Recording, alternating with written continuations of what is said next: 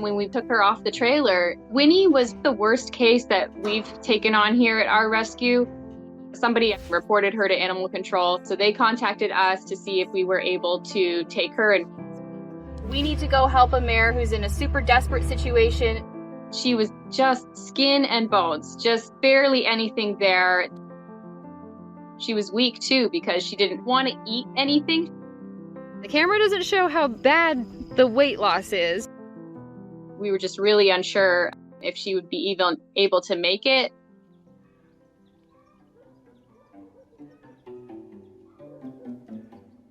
But when we brought her back to our place, she was looking around like she hadn't seen other horses in years. Come on, Winnie. Come on. She wasn't just taking the time to adjust to her new surroundings and get used to us as well. We know Miss Winnie can do it. And us bringing her food, which was something new. Would you like your lunch? So it took a couple weeks for her to relax and get comfortable. Look how good she looks compared to when she first came in. And then she started to kind of show just little bits of her personality. Let's go explore. Wait for me. She would probably be described as a diva. And there we go. That's where she wants to be pet. Yeah. She didn't want like carrots or apples like most horses do. And she's always been good with people, even from the beginning. Yes. Come on.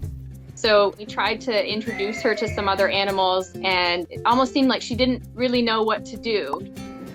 My goodness, you don't want to be friends with anybody. But once she met Willow and her foal there, it was a big change.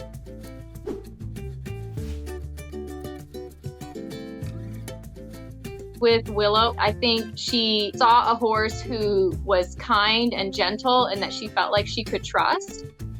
And she's starting to eat hay and learn how to be a horse again. Now she's really integrated into the little herd that we have her in. So she's doing really, really good now. Look it. She is gaining weight already. Winnie definitely had all of the odds stacked against her. What do you think, miss? We're just happy to see her improve and recover. And we hope we can find her somebody who's going to love her for the rest of her days. You're such a goober. He's probably around 1,800 pounds, but he is just a gentle giant. Come here, buddy. When I go outside, Hank just comes running and will lay down in my lap and everything. Like he's just a big puppy dog. And then starts closing his eyes and just really relaxes. You're so gentle, Hank. Looking at Hank, people don't believe that all he wants is cuddles because he wasn't always as friendly as he is now. Hank actually kind of came into my life on accident. I was doing a lot of rescue, and so I went to go get a load of horses, and Hank just so happened to be there. He was only about 3 months old, so my friends talked me into bringing him home. He was taken away from his mom too early, so he kind of did go downhill a little bit. We had a vet take a look at him, and he was very standoffish. What's wrong? He was like thrashing in my trailer and kind of like ripping stuff apart. I went and sat in his pen, just kind of thinking that maybe he could get like a little used to me or something. The next morning I went out there and I brought him his food. I hung out with him. And then after about 30 minutes, he came over and he put his head on my feet. He really came around and wanted to be loved on by everybody. I know. You're just a big lover. Hank is the cuddliest water buffalo in the world. And if he's upset about something, he'll talk to you. No. He loves kids, like loves kids. Hank will lay down and my 2-year-old can like crawl all over him and pet his face. You know, I always have these people that are like, well, you're gonna get hurt. But Hank would never intentionally hurt anybody.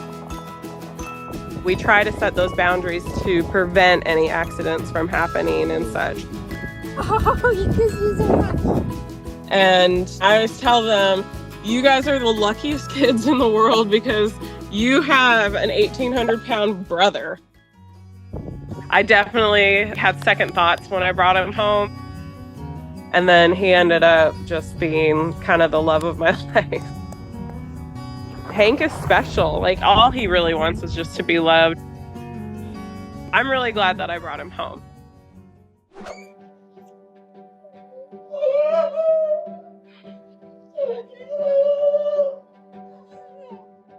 Every morning when Luna needs to leave the barn, our donkey, Pety, is running there to get her. He brays up a storm and she follows his sound. And when the day is over, Pety leads her back to her stall. Sometimes Luna will forget where the barn door is. So Pety will always go back and fetch her to make sure she knows her way. When people see Pety and Luna, they can't believe their friendship. But we did not expect that either from a donkey and a blind horse.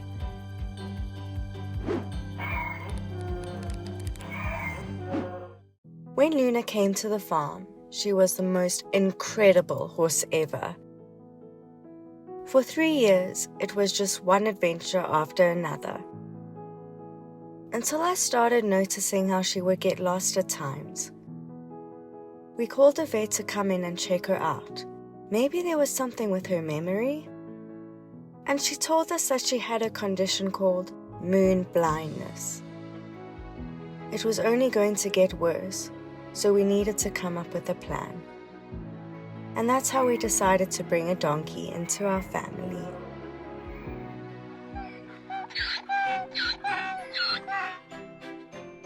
When Pety arrived, he was still a baby, only 8 months old.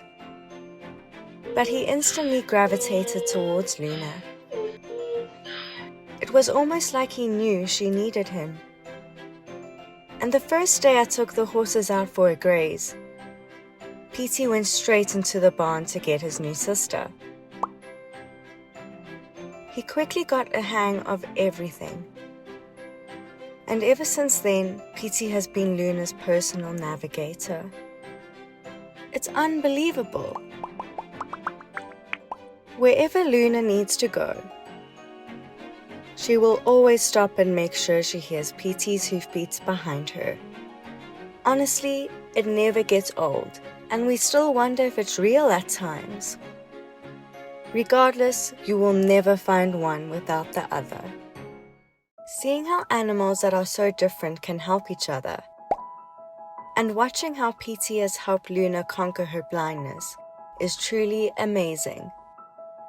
They have brought endless joy into each other's lives, and I know that Luna will be forever grateful to have Pety as her guiding light. Maple definitely thinks that she's Colton's mom. He'd run to the barn saying, "May May, come." And as soon as he would call her, she neighed and did a twirl and then kind of came running. What's happening here?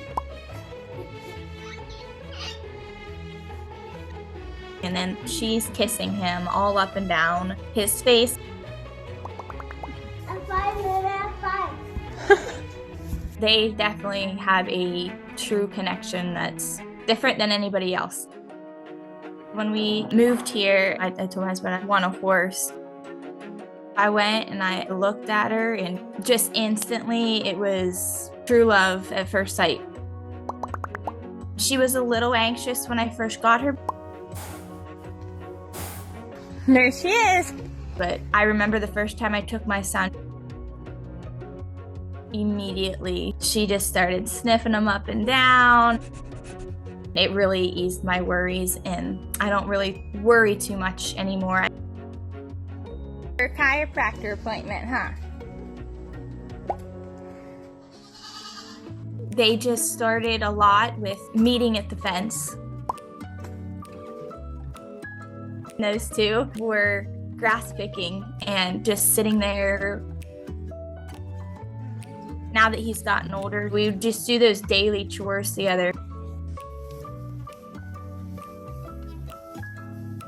Don't stand and poop. I won't. Go ahead. Our normal routine in the morning, we clean her stall, brush her, and just fly spray on, get her ready for the day. You'll go in and give her a treat and say, "High five, Maple." High five, Mama, high five. There. It just made my mama heart proud. High five, Mama, high five. High five, Mama. Honey, she did it. Maple's definitely just happy to hear his voice.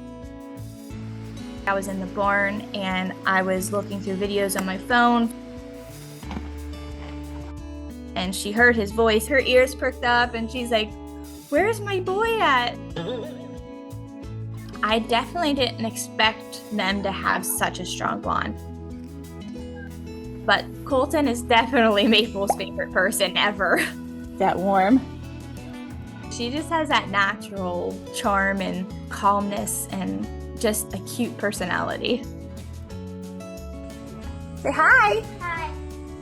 Maple is exactly what you want in a horse, and especially a kid's horse.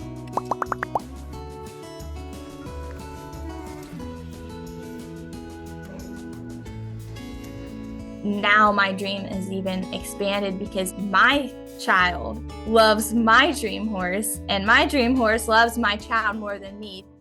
Maggie and Casper, I think that's like Lady and the Tramp love.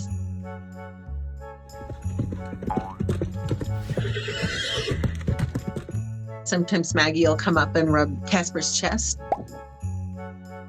They like to graze on their hay together.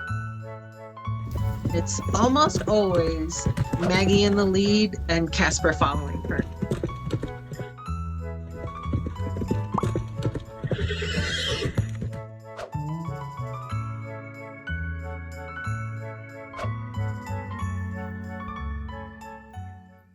Maggie was our very first animal. We got Maggie from a local family. I've never seen her play. She's never just taken off running. Even though we had other animals here that Maggie could interact with, none of them were actually horses. So it wasn't very long we realized she needed a friend.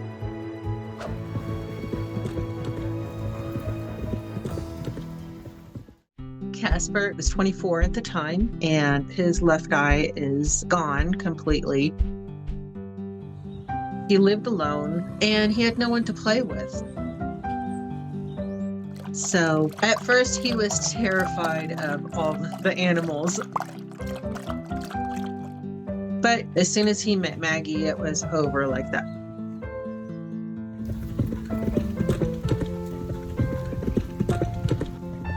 There was no way we could separate them after they met. At first, I was very concerned about the size difference. Maggie's about a quarter of Casper's size, but they have bonded so well.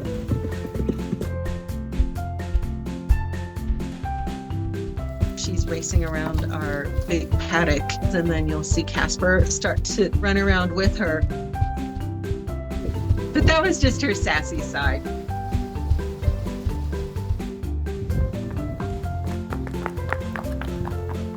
So they do actually nuzzle and grooming each other. Having Maggie and Casper is never boring.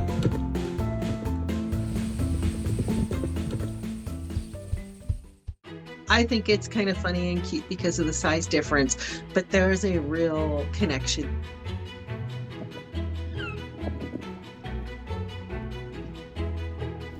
You can tell it when you're around them. I don't think that Casper could live without Maggie. I mean, it feels like a miracle to me, the turnaround for both of them.